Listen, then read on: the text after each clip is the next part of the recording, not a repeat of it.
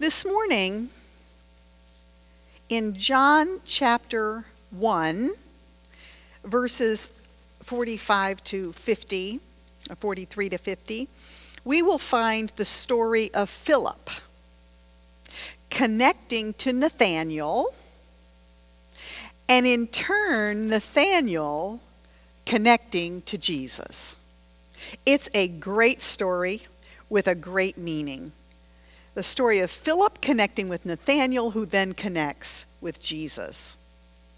Because Philip finds Nathaniel, and he says to him, "We have found him of whom Moses in the law and the prophets wrote, Jesus of Nazareth, the son of Joseph." Nathaniel says to him, "Can any good thing come out of Nazareth?" Philip says to him, "Come and see." Jesus saw Nathanael coming to him, and he said of him, "Behold, an Israelite, indeed, in whom there is no guile." Nathanael says to him, "How do you know me?"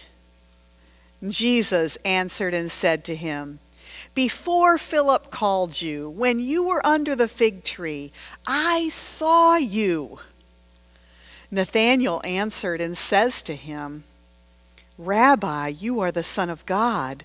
You are the King of Israel." Jesus answered and said to him, "Because I said to you, I saw you under the fig tree, do you believe? You shall see greater things than these." You shall see greater things than these. Charles Spurgeon describes Nathaniel this way. Nathaniel was honestly ready to yield to the force of truth. He was willing to receive testimony and be swayed by evidence. He was true-hearted, and he was straightforward, a plain dealer, a plain speaker. Cana did not have within her gates a more thoroughly honest man. Philip seems to know this, for he went to him directly. This was a man who was going to be convinced. Nathanael was also an earnest seeker.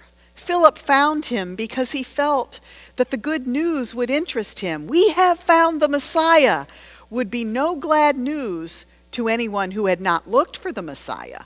But Nathanael, think of him. He had been expecting the Christ, perhaps had so well understood Moses and the prophets that he had been led to look for his speedy coming.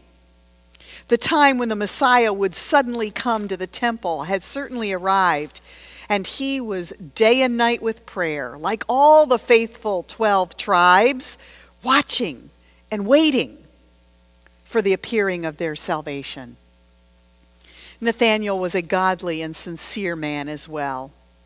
He was a man of secret prayer, a worshiper of God with his heart, his soul.